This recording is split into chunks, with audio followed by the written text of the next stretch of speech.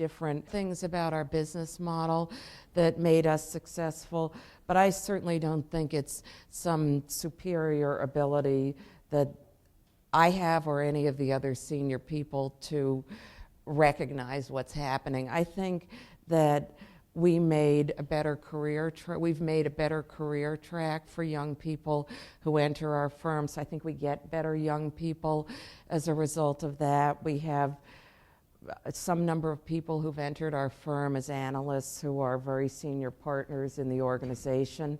The fact that that can happen, that you can join as the youngest person and end up running the organization, those are better jobs. And I actually think the fact that we, the senior people, think that might happen means we're treating everybody from the minute they come in the door. These may be partners. You know, we treat people differently because of that. But I think it's been much more, the success of the firm has been much more about the, you know, there certainly have been moments of insight in terms of the outside world, or where we might build capability or that type of thing. But I think an awful lot of it has just been this business model about hire good people, develop them, treat them with respect. Build that trust, as opposed to, I'm going to put a chit on this entrepreneurship block or strategic spot, and you're building this more general human capital. That's exactly the way I would and describe it. Letting it go to where the business is. Yeah.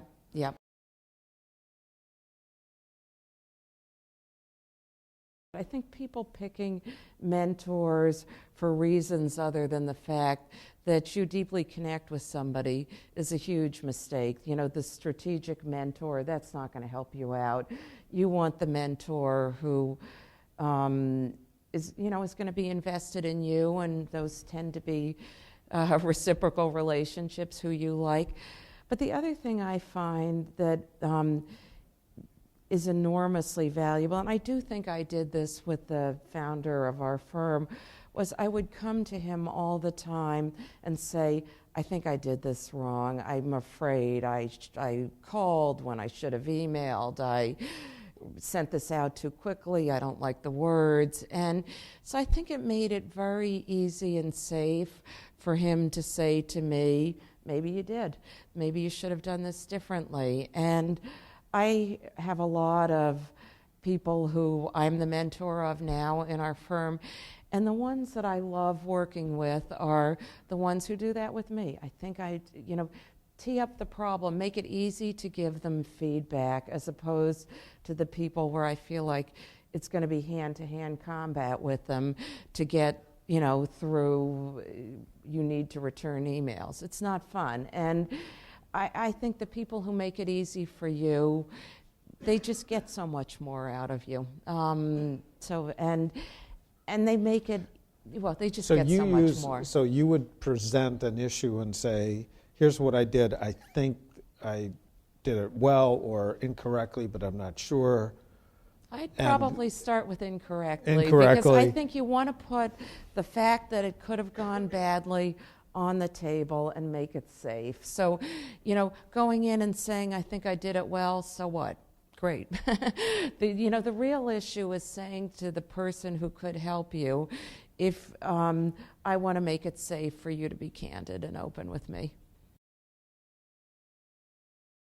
We've always had a mantra, I guess, which is we don't have a 5-year plan. I've come to think that what that really means is we don't think the growth of the organization is going to come from top down. I think that instead what has turned out to be enormously successful for growing in the organization is almost encouraging people to be entrepreneurial champions within the organization. So not to be cowboys, not to go off and try to do something on their own or unknown to the firm.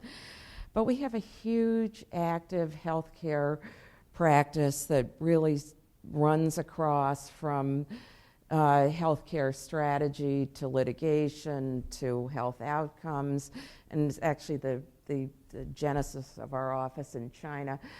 And it really, actually, that practice area at many points in the way, how it started and how it expanded, were just people who said, I see something where I think this firm, people who look like the people at this firm with the skill sets of the people at this firm are going to be able to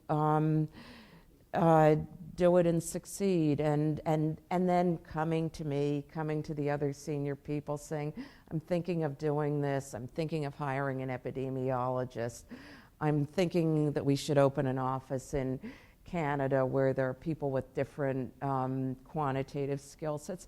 So it's been people who are champions and the firm just encouraging them and supporting them when they have bumps in the road. But it hasn't been the result of, it's not my strategy or, central command strategy. It's really encouraging people to be entrepreneurial within the confines of the platform. I actually think on cases I've been involved with, the fact that the younger people feel so empowered is really a huge benefit to the client, because there's some number of times where a younger person will say, I think that's a mistake, or that number should have been multiplied by 2 and it wasn't, or why didn't you count that in? And they're right. And it's so, I think on the whole our business model is a better business model for the clients. I think the more empowered everybody is in the case team to raise their hand and say this could be improved in some way, the better. So I think they're better off.